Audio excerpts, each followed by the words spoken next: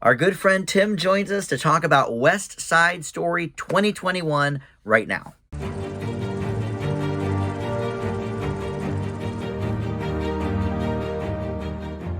Hey guys, Dan here, and like I said, it's our buddy Tim. Hi, Hello, everybody. Tim. In Hi. person. In person. We do these very infrequently. Escape Room, I think, was the last one we did, Yeah. right? Yeah. Other than the Wonder Years we've been doing. For movies, yes. But this is just a West Side Story kind of month. Dan's big movie, which we'll be doing in a couple of weeks. I already watched the movies with our buddy Joe. West Side Story, the 60th anniversary of the original.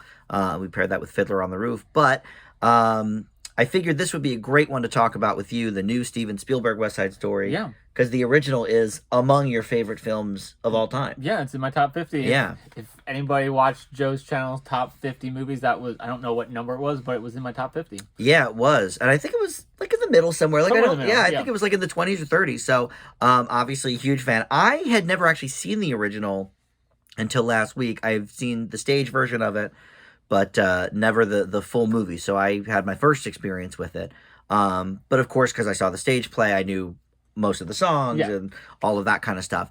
But I figured let's get you on. We both watched this new Spielberg version, and it's getting a ton of buzz. This is certainly on the Oscar watch list. Yeah. Best Picture, Best Director, possibly. I don't know if they're talking about any acting nominations necessarily. I feel like usually with these types of movies, they don't. It's more about like the production design and maybe adapted screenplay probably and stuff like that. I don't know if you looked, but the Golden Globes, which aren't happening, did announce nominations recently. Yes. And the actress and supporting actress were both nominated. Oh, okay. So. Oh, yeah, of course, Rita Moreno, right. No, did she not get it? No. Okay. It's, well, they're definitely talking about her for a possible supporting actress Oscar. I know that. I actually, not to get too sidetracked, but yes, I saw today that the Golden Globes were announced like yesterday, like 24 hours ago. And I was like, okay, guess I missed that. Cause I know they're not airing on TV this year, but yeah, all right. So this did not do great at the box office, but I think musicals like this kind of have long legs though. Hopefully. You know, and yeah, maybe with some more awards momentum. And I know my theater was supposed to get it, and we didn't because they cut the number of theaters, and they're going to expand further, I think New Year's Eve or something. Okay. So maybe, some more exposure then. But anyway, you can tell us very briefly, I guess, the themes of this movie and what happens and all of that. So the plot of West Side Story, it's an adaptation of the 1957 musical, and it explores forbidden love and the rivalry between two street gangs of different ethnic backgrounds, the Jets and the Sharks, and it's a modern retelling of Shakespeare, Romeo and Juliet.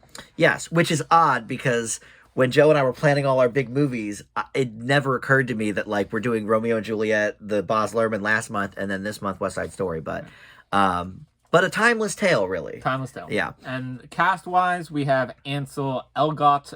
He plays Tony. You might know him from Baby Driver or Fault in Our Stars. And then the other ones, not so much. I mean, you have Rachel Zegler in this. She plays Maria, who got a Golden Globe nomination. Okay. She was great. She was great. This is her film debut, I believe. But she is already cast in 2 movies for 2023. Snow White, the Disney live I did action read as that. Snow Okay. White. And then I can't find her what role she is, but she has a role on her filmography for Shazam 2. Good so old Shazam's coming back. So I'm not sure about that. You have Mike Feist play Rift. I couldn't really see anything under his filmography that was really noteworthy. David Alvarez plays Bernardo. And then Ariana DeBose, she plays Anita. She got nominated as well. Okay, for supporting. She was just in The Prom on Netflix. She played. Oh wait, I saw The Prom. Was she the main girl? Not the main girl. The main girl's love interest. Oh, right. And then most people Kerry Washington's daughter. Yes, might recognize her from the ensemble of Hamilton. She plays the ensemble member of The Bullet. She is the one, like moving the bullet like this. Oh, on the Disney Plus version. On the Disney Plus one. Oh, okay. So I didn't remember that at all, but I do remember her from The Prom. Yeah, and then most famously we have Rita Moreno, returning. Love her. Oh my God. She is plays Valentina, which is kind of a new character for this one. It's like a reimagining of the Doc character. She played Anita in 1961. I believe she won a Oscar She for did. that. She's an EGOT winner, of course, and that's what she won her Oscar for. Yeah. So that is the cast. Okay. Well, boy, what a movie. So I guess I don't want to do too much compare and contrast just because I'll be doing so much talking about the old one. But what was it about the old one that struck you, over other ones? Because I think that was maybe the only musical on your list. Yeah, well, I mean, have That Thing You Do, which is kind of a musical. Yeah, it's kind of a musical, but yes, not in the same vein. That's the only musical I have on my list. I talked to Joe about this on the 50, but growing up, my mom would take me to see the school plays and musicals. Okay. Like, that was the thing. We saw Oklahoma, Hello Dolly, and those thing. But I saw The King and I was really impressed by that one as well. But I must have seen probably West Side Story at least twice because that's a go-to. That's classic for high schools, yeah. So I loved it then, and then probably in high school or middle school, we watched West Side Story in like music class a couple times, and like it has great songs. It's just great. I mean, it's retelling of Romeo and Juliet, so I mean, classic theme, great classic theme, great source material.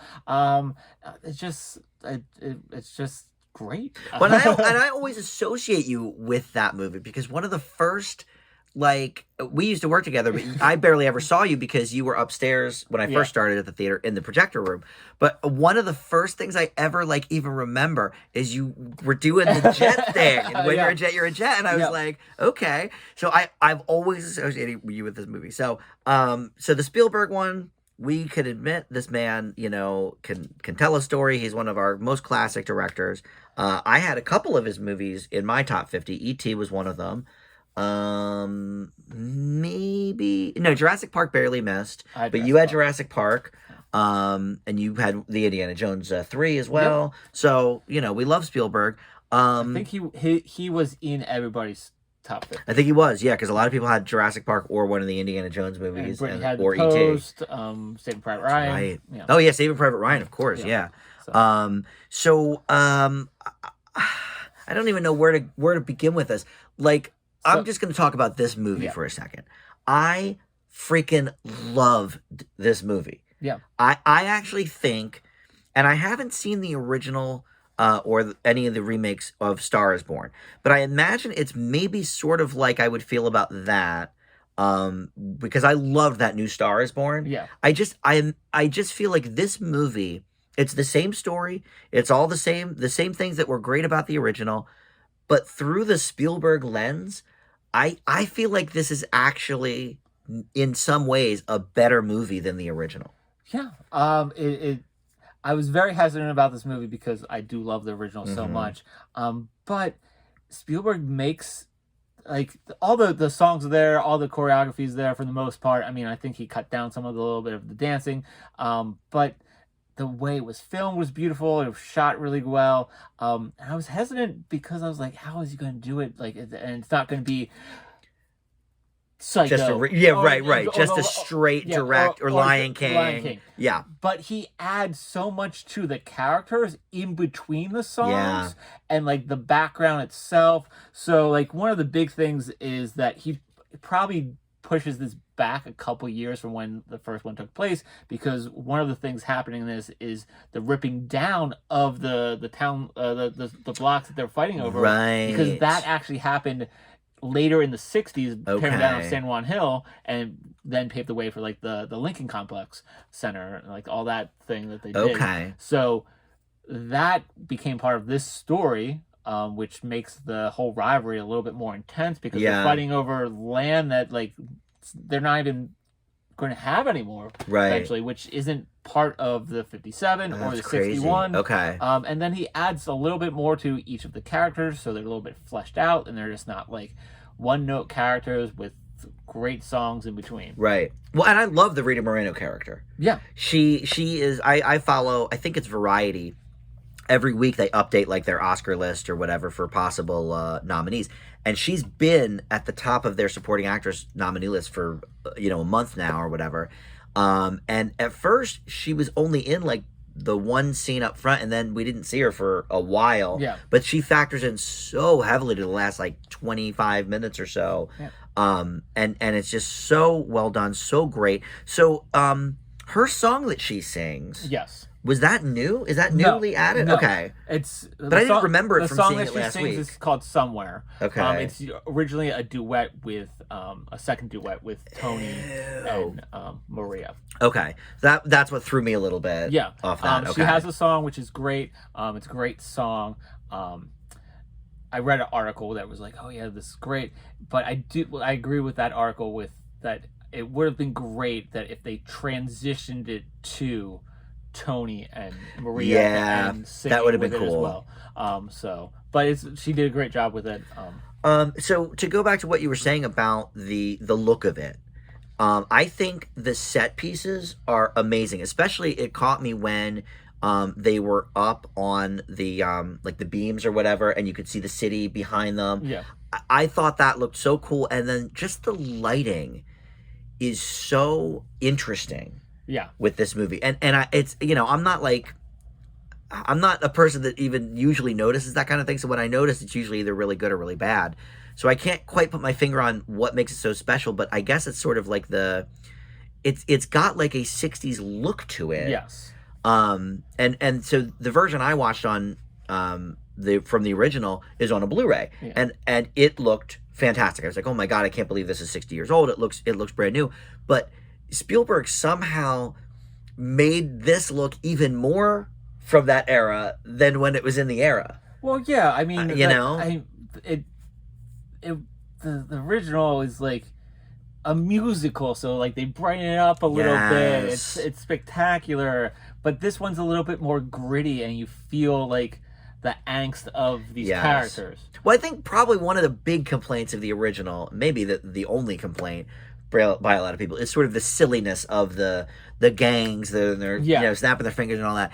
And yeah, you're right. Like Spielberg sort of turns that on its ear and makes they're still dancing, but somehow it makes them, and maybe because we know their characters a little more, like you said.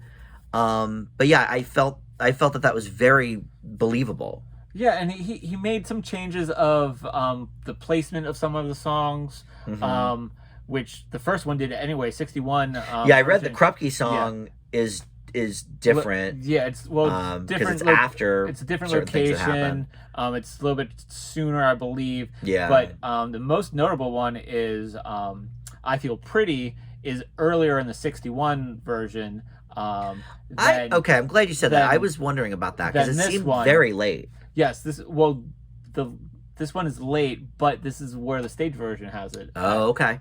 They swapped it with Cool in the 61 version, which they have earlier in this one. Okay. Which makes sense. In the 61 one, they have it right after Rumble, and then this one, I Feel Pretty, is after the.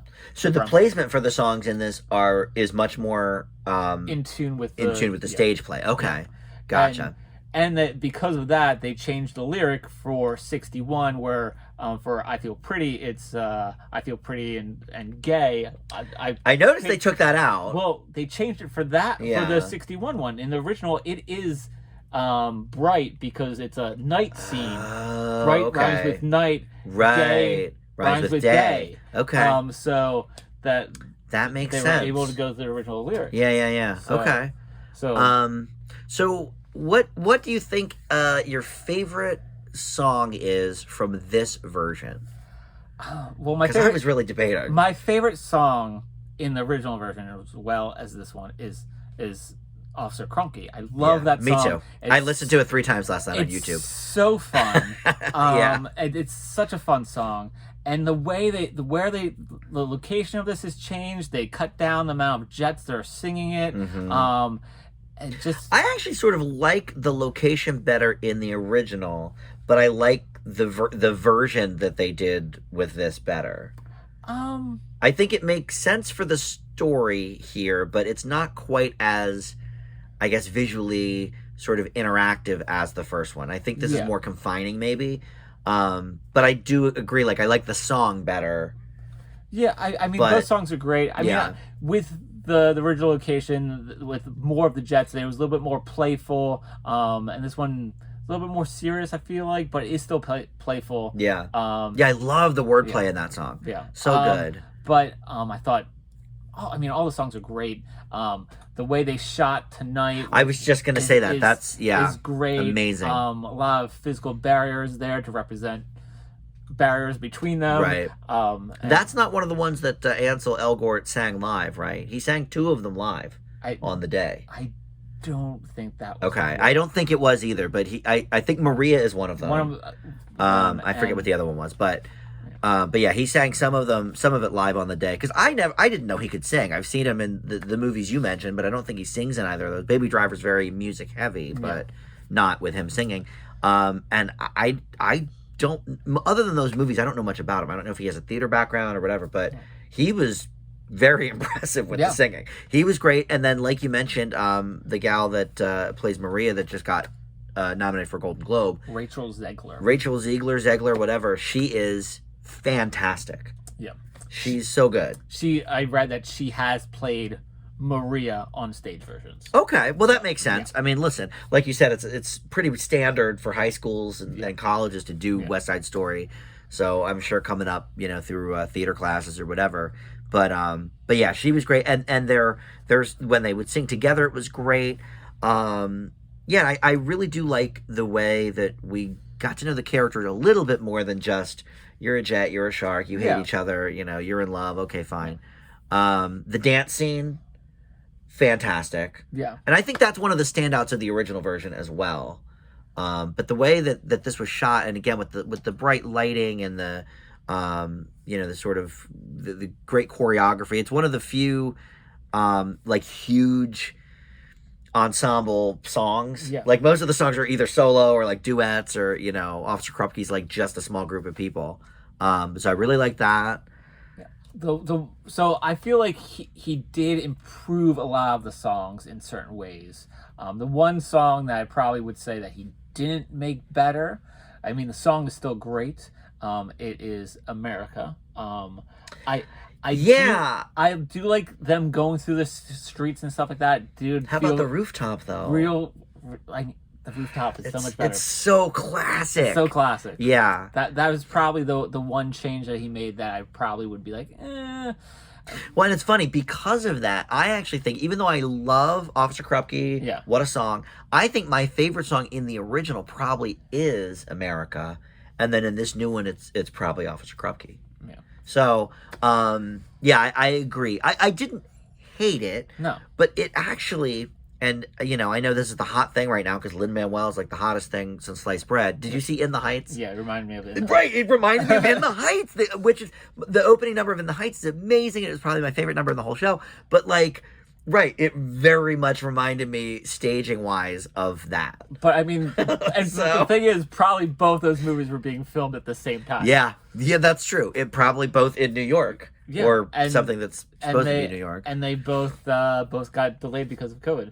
Oh, that's true. So you're right. Yeah. Oh, that's interesting. They were both supposed to come out last year, so right. It wasn't like so it's not like Spielberg saw it in the Heights, was like, man, that Lin-Manuel's onto it, or vice versa, or vice versa.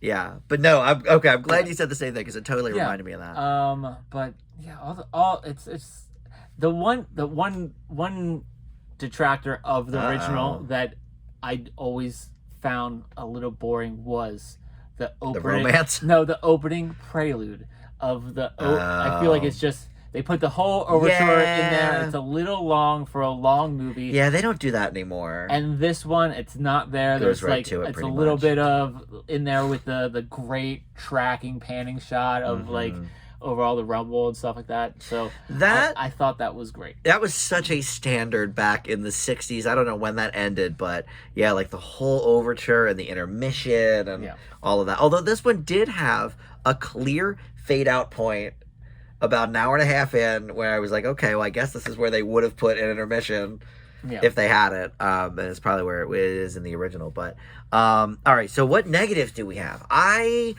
don't really have any. Besides America? Spoilers for my grade. Yeah, but see, here's the thing. It's not that... It's just it's just Different. less Yeah. good Yeah. than the original. But it's still a great song. Yeah. It's still probably top 3 or 4 songs for me in the movie. And yes, it reminded me a lot of In the Heights, which is also, I think, one of the best movies of the year. So like for me, like you said, they're filming at the same time anyway, so it's not like they're copying. But yeah, it's a negative maybe a little bit compared to the original, but I still loved it. So what are your negatives? None, right? I mean, honestly, probably the other thing like that I mentioned earlier, of giving the song Somewhere to Rita Moreno. Yeah, and them not having Tony and Maria sing it at all. Yeah. Made them change a song at the end for a reprisal, so that he couldn't do it then, which I think they had to do a different song at that point. So, okay. I think Somewhere has a stronger kick to it than I Have Found Love. I feel like though I just saw the original and then I saw this one within about 8 days, I think this one was less, I don't want to say boring at all, because the first one's not boring, but it runs, maybe it is because it's sort of the overture and the build-up, and I think it runs on a little long. Yeah. This one I didn't feel that way about. No, this one's a tight 2 hours and 30-some minutes. It's yeah, I mean it's long, but yeah, it's less than I think the original. All right, well I I don't know what else there is to say really. For me, I've only given out 1 A+ this year, and it was to a documentary. I haven't even done the video for it yet. It's a music documentary. Oh no, I did do a video. It's Summer Soul. But this, to me, non-documentary wise, whatever you want to call it, this is the best movie of the year. It's a clear A+ for me. I think it deserves Best Picture nomination at least. I don't know, some of the other movies that are going to be up, but yeah, for me, this is the best narrative film of the year. I know you can't give your original grade for the other one. Yes, I'll give that soon enough. So you're going to give that soon. Yeah, but I mean, the original is top 50 movies of all time for me. Mm-hmm. I give that one an A+. I also give this one an A+. It's like we ask ourselves so often, why are they remaking this? Or what? Nobody's asking for this or whatever. Here is proof, and I think Star is Born does the same. That if you have something different to say, and if you can put your own spin on it, it's worth it.